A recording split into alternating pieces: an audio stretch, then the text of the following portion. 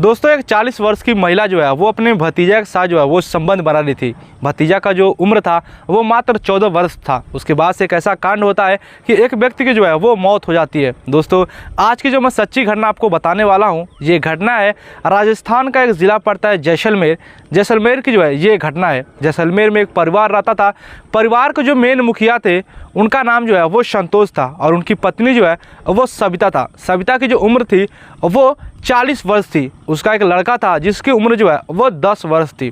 अब जो उसका पति जो संतोष था वो काम के सिलसिले में जो है वो हमेशा बाहर रहा करता था। उसकी पत्नी सविता हमेशा घर में रहती थी और अपने 10 साल के लड़के का जो है वो देख रेख करती थी। उसका लड़का जो है वो पास के ही एक स्कूल था वहीं पर पढ़ता था और जो सविता थी उसके जो जेठ का एक लड़का था जिसकी उम्र 14 वर्ष थी, उसके साथ उसका लड़का जाया करता था। दोनों जो है वो चचेरे भाई लगते थे, लेकिन हमेशा दोनों एक साथ खेला करते थे।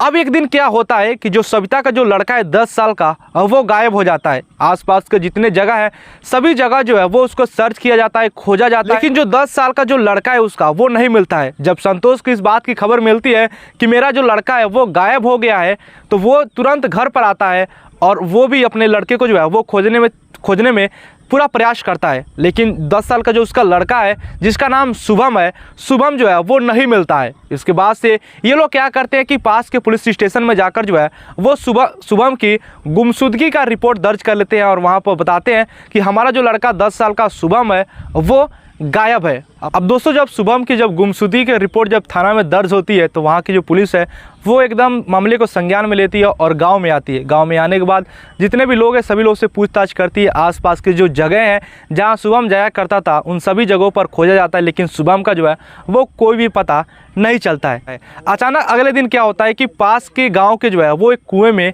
एक लाश मिलती है। अब दोस्तों जब लाश मिलती है कुएँ में तो जो सविता है और संतोष जो है वो वहाँ पर जाते हैं। लाश को जब देखते हैं तो वो लोग पहली नज़र में पहचान जाते हैं कि ये मेरा जो लड़का है शुभम, इसी की लाश है। अब दोनों लोग जो है वो एकदम रोने लगते हैं। गांव में एकदम मातम सा छा जाता है क्योंकि 10 साल का जो लड़का शुभम था वो बहुत ही होनहार और जो है वो बहुत ही खूबसूरत था। जब इसकी न्यूज़ सभी लोग सुनते हैं कि शुभम की लाश एक कुएं में मिली है तो आसपास के जितने भी लोग हैं सभी एकदम सदमे में आ जाते हैं। लेकिन यहाँ पर सवाल ये थी कि आखिर 10 साल के शुभम मासूम लड़के के जो है वो जान कौन ले सकता है। अब पुलिस एकदम पूरी जांच में जुट जाती है कि इसकी मौत किसने की और कौन यहाँ पर लाकर कुएं में फेंका। जब पुलिस तमाम जांच कर लेती है कोई फ़ायदा नहीं होता है तो अंत में जो है वो सविता के पास पुलिस आती है और कहती है कि ये बताइए कि आपका जो लड़का 10 साल का शुभम है वो सबसे ज़्यादा किसके साथ रहा करता है। जो सविता है वो कहती है वैसे तो मेरा जो लड़का शुभम था वो कहीं बाहर घूमने के लिए नहीं जाता था, लेकिन मेरा जो जेठ का जो लड़का है जो 14 साल का है धर्मेंद्र, उसी के साथ ये स्कूल जाता है और उसी के साथ जो है घर पर भी साथ में आता है। दोनों एक साथ रहते हैं और कोई भी खेलना होता है तो दोनों लोग एक ही साथ खेलते हैं। बारीक लड़का जो है वो मेरे शुभम के साथ नहीं रहता है, सिर्फ धर्मेंद्र और ये जो शुभम है वो एक साथ रहा करते थे। अब जो पुलिस है वो धर्मेंद्र को उठाती है और उससे जो है वो पूछताछ करने लगती है। दोस्तों जब धर्मेंद्र से पूछताछ करती है तो जो धर्मेंद्र है वो तो पहले हड़बड़ाता है। उसके बाद से जब पुलिस सख्ती से पूछताछ करती है तो धर्मेंद्र जो है वो एकदम टूट जाता है और एक कहानी सुनाता है। धर्मेंद्र आगे कहता है कि मैंने जो है वो शुभम का कत्ल नहीं किया है बल्कि उसकी मां ने ही उसका कत्ल किया है। जब इस बात को पुलिस सुनती है तो पुलिस जो है वो एकदम आश्चर्यचकित हो जाती है कि आखिर जो है वो अपने ही लड़के का कत्ल एक औरत कैसे कर सकती है। जब धर्मेंद्र इस तरह के बयान देता है तो पुलिस जो है वो जाकर सविता को पकड़ती है। सविता को जब उठाती है तो उससे जो है वो पूछताछ करती है और कहती है कि तुम अपने लड़के को कैसे मार सकती हो। तो जो सविता है वो भी पहले हड़बड़ाती है, लेकिन उसके बाद से जो है वो भी एक्सेप्ट कर लेती है कि हाँ मैंने ही अपने लड़के का जो है वो कत्ल किया है। अब यहाँ पर सबके ज़बान पर सबके दिमाग पर एक ही सवाल था कि आखिर एक माँ अपने लड़के का कत्ल कैसे कर सकती है। जब पुलिस इसके बारे में उससे पूछताछ करती है कि ये बताओ कि तुम अपने लड़के का कत्ल क्यों की, तो वो भी एक कहानी सुनाती है। वो आगे कहती है कि मेरे जो पति हैं संतोष वो हमेशा काम के सिलसिले में जो है वो बाहर रहा करते हैं। इसी बीच मेरा जो जेठ का जो लड़का है धर्मेंद्र जिसकी उम्र 14 साल है वो जो है वो मुझको बहुत ही अच्छा लगता है और वो उसके साथ जो है वो मैं कई बार गलत काम भी की हूँ। उसके साथ कई बार जो है वो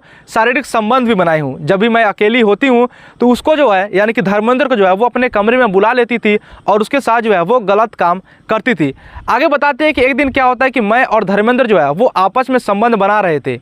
तभी जो मेरा लड़का 10 साल का जो शुभम है वो कमरे में आ गया और उसने जो है वो मुझको और धर्मेंद्र को जो है वो आपत्तिजनक हालत में देख लिया। जब वो देखा तो मुझसे कहा कि ये जो सारी बातें हैं वो मैं पापा को बता दूंगा। लेकिन मैंने जो है यानी कि सविता कहती है कि मैंने अपने लड़के को बहुत ही समझाने की कोशिश की कि तुम इस तरह की बातें जो है वो अपने पापा से मत कहना, लेकिन जो मेरा लड़का है वो जिद पर अड़ा था कि ये सारी बातें जो है वो मैं पिता को बता दूंगा।